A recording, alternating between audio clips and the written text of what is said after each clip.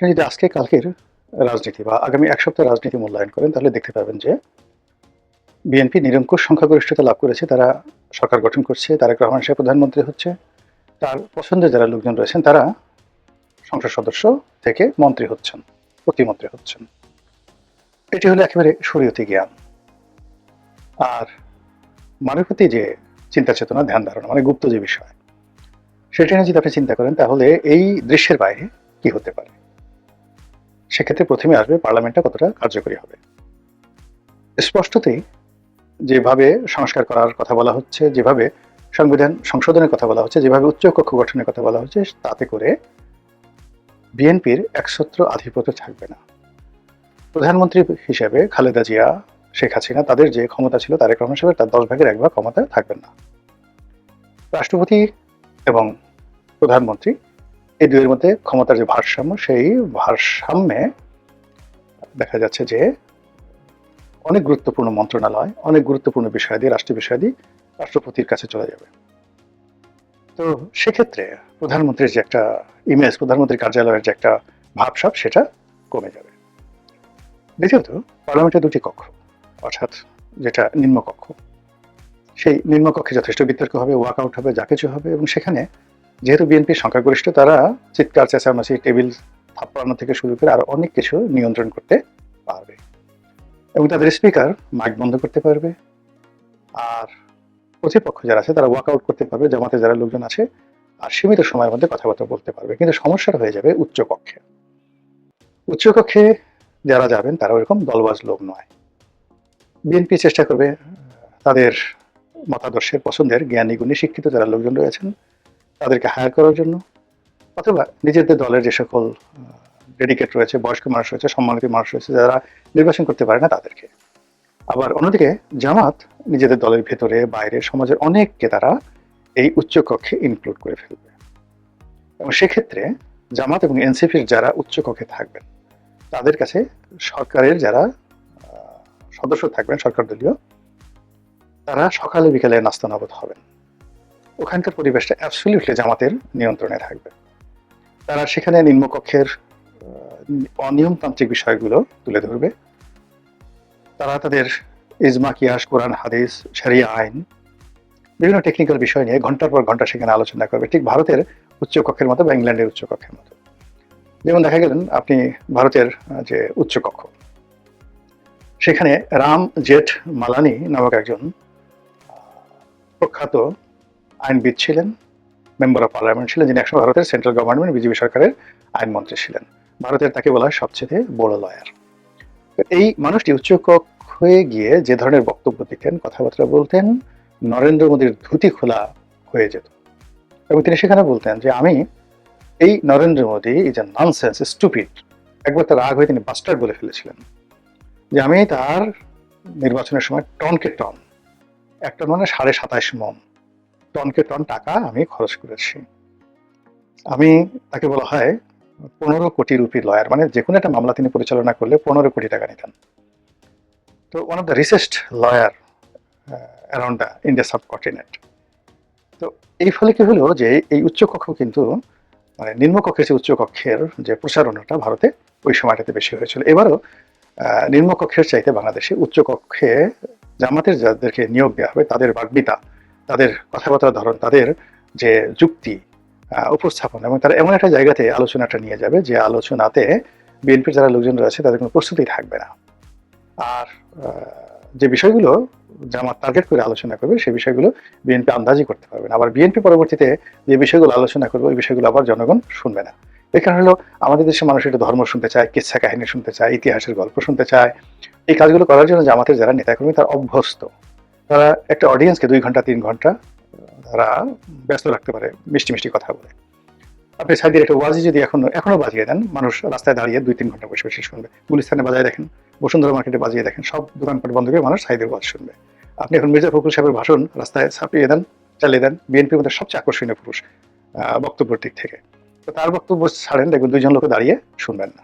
তো বুঝেন উচ্চকক্ষে সে কি অবস্থা হবে।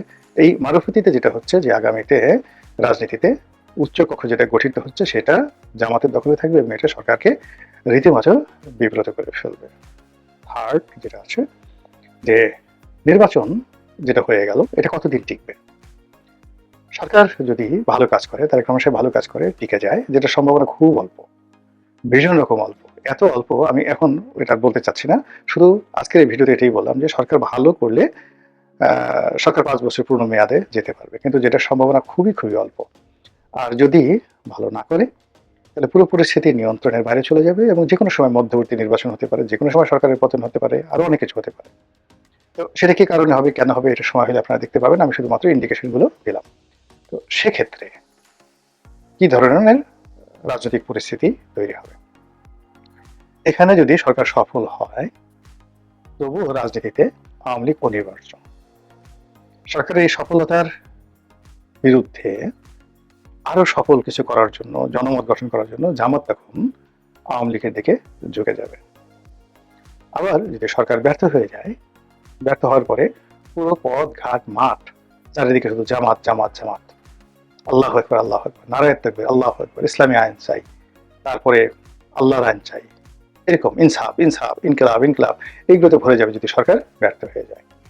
আর সেক্ষেত্রে যদি আওয়ামী লীগের মানে বিএনপির পতন হয়, তাহলে জামাত ক্ষমতায় চলে আসবে এবং জামাত একবার ক্ষমতায় আসলে পুরো কোর্স অফ অ্যাকশন রাজনীতির আলাদা হয়ে যাবে।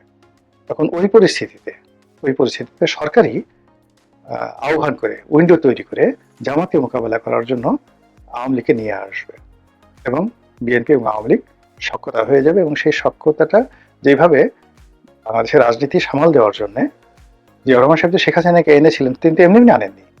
এর কারণ হলো বিরোধী দল না থাকার কারণে, আওয়ামী লীগ না থাকার কারণে জামাত জিয়াউর রহমানের জমানাতে এতটা শক্তিশালী হয়ে পড়েছিল, তখন তিনি বাধ্য হয়ে সেই লং মার্চ করার নামে মাওলানা আব্দুল হামিদ খান ভাসানীকে তিনি নামিয়ে দিয়েছিলেন। কিন্তু তখন তিনি বয়স্ক মানুষ, বুড়া মানুষ, তাকে দিয়ে সেই ভারতের ফারাক্কা লং মার্চ করালেন, কিন্তু কাজ হলো না। তো জামাত শক্তিশালী, এবং জামাত এতটা রাজনৈতিকভাবে শক্তিশালী হয়ে পড়েছিল জিয়াউর রহমান সাহেবের জমানাতে যে যদি ইলেকশন হতো ওই সময়টাতে এবং উনি যদি আওয়ামী লীগকে না আনতেন, তাহলে হয়তো জামাতি যে এখন যে ভালো কাজগুলো তারা করছে, নির্বাচনে ফলাফল করছে, এটা সেই 1979 সনে এটা হতে পারত। এবং তখন জামাতের যে প্লেয়ারগুলো যারা ছিলেন ওই সময়টাতে খেলোয়াড়, তাদের সঙ্গে আবার যোগ দিয়েছিলেন মুসলিম লীগের নেতারা। অর্থাৎ জামাত এবং মুসলিম লীগ তখন এক হয়ে গেছিল 76, 77, 78 সনে। এই 3 বছর যারা জামাতের রাজনীতি দেখেছে তারা বুঝতে পারবেন যে ওই সময়টা তারা কতটা শক্তিশালী ছিলেন। তো সেই জামাতকে মোকাবেলা করার জন্য তখন জিয়াউর রহমান সাহেব মাওলানা মান্নানকে নিলেন। মাওলানা মান্নান একসময় সেই জামাতের রাজনীতির সাথে জড়িত ছিল, কিন্তু জামাতের সবকিছু বুঝতেন। বোঝার পরে সেই জামাতকে নাস্তানাবুদ করার জন্য মাওলানা মান্নানকে আনলেন, তাকে মন্ত্রী বানালেন। আচ্ছা, এরপর মুসলিম লীগের সাজিদুর রহমানকে আনলেন। তারপরে জামাতকে সামাল দেওয়া যাচ্ছিল না। আওয়ামী লীগের অনেক নেতাদেরকে নিলেন, মন্ত্রী বানালেন, বড় বড় মন্ত্রী বানালেন। তারপরে পরিস্থিতি সামাল দেওয়া যাচ্ছিল। জামাত শুধুমাত্র মানে এতটা বড় হয়ে যাচ্ছিল, প্রশাসন থেকে শুরু করে সেনাবাহিনী, নৌবাহিনী, বিমান বাহিনী, সব জায়গাতে শুধু জামাত জামাত। এই যে এখন যে অবস্থা ঠিক ওই রকম। তখন সে আওয়ামী লীগকে রিভাইভ করলেন জিয়াউর রহমান সাহেব। দেখেন ইতিহাস ঘুরে ফিরে আবার আসে সেই 79 সনে বা 78 সনে যে ঘটনাটা ঘটেছে, এই 26 সনে তারেক রহমান সাহেবের জন্য ঠিক সেম ঘটনাটা ঘটে যাচ্ছে আরো অষ্ট ভাবে। তখন তিনি সেই যে বাকশালের মাধ্যমে যে আওয়ামী লীগ নিষিদ্ধ হয়ে গিয়েছিল, সেই আওয়ামী লীগকে তিনি আবার রিভাইভ করলেন। তারপর তিনি চেষ্টা করলেন সেই আওয়ামী লীগকে অ্যাক্টিভ করার জন্য, কিন্তু ঐক্য হচ্ছিল না। দুটো গ্রুপ, এখানে মিজান গ্রুপ, মিজানুর রহমান চৌধুরী তার নেতৃত্বে একটা গ্রুপ, তারা চেষ্টা করলো। এরপরে টাঙ্গাইলের মান্নান সাহেব, এরপর নোয়াখালীর যে আব্দুল মালিক উকিল সাহেব, ওরা সবাই মিলে চেষ্টা করলেন, দুটো গ্রুপ হয়ে গেল, কিন্তু সাইন করলো না। এই ঐক্য করার জন্য তিনি তোফায়েল সাহেব, আব্দুর রাজ্জাক সাহেব, ডক্টর কামাল হোসেন, এদেরকে তিনি রিকোয়েস্ট করলেন। এবং বিশেষ করে ডক্টর কামালকে তিনি, মানে জিয়াউর রহমান সাহেব, তিনি বিশেষভাবে তাকে দূত নিয়োগ করলেন, অ্যাম্বাসেডর নিয়োগ করলেন, যে দিল্লিতে গিয়ে শেখ হাসিনাকে কনভিন্স করে বাংলাদেশে আনার জন্য। এবং 1981 সনে শেখ হাসিনা যখন বাংলাদেশে এলো, পুরো রাজনীতির যে অঙ্গনে বিএনপি এবং আওয়ামী লীগ এই দুটো গ্রুপে বিভক্ত হয়ে গেল, জামাত পিছনের সারিতে চলে গেল। এই হলো প্রকৃত ইতিহাস, যে যাই বলুক না কেন। এবং ঠিক সেম ইতিহাস সামনে আসছে। এবং সেক্ষেত্রে যেটা বললাম যে যদি জামাত মানে সরকার ব্যর্থ হয়, তারেক রহমান সাহেব ব্যর্থ হন, জনপ্রিয়তা হারিয়ে ফেলেন, জামাত অত্যন্ত প্রভাবশালী হয়ে পড়বে এবং জামাত ক্ষমতা আসার দ্বার প্রান্তে চলে আসবে, এবং সেটা ফেরানোর জন্য তখন জনাব তারেক রহমান সাহেবই আওয়ামী লীগকে রিভাইভ করবেন। এটা হলো একটা অপশন। দ্বিতীয় অপশন হলো যে সরকার খুব ভালো করছে, বিএনপি আবার জয়লাভ করবে, জামাত যে বিষয়গুলো নিয়ে গর্ব করে তাদের সততা ন্যায়পরায়ণতা ঠিক সেম কাজটা বিএনপির লোক করে ফেলছে, তারা একের পর এক রেকর্ড তৈরি করে ফেলেছে, জামাত একা হয়ে যাচ্ছে, রাজনীতির ময়দানে তারা পেরে উঠছে না। ঠিক সেই সময়টাতে জামাত সর্বোচ্চ চেষ্টা করবে বাংলাদেশের রাজনীতিতে আওয়ামী লীগকে একীভূত করার জন্য। এই হলো স্বাভাবিক দর কষাকষি, স্বাভাবিক হিসাবপত্র ভবিষ্যতের রাজনীতির সমীকরণের বিষয়। মহান আল্লাহ ভালো জানেন, কোনটা মঙ্গল তিনিই জানেন, আসলে কোনটা হবে তাও তিনি জানেন।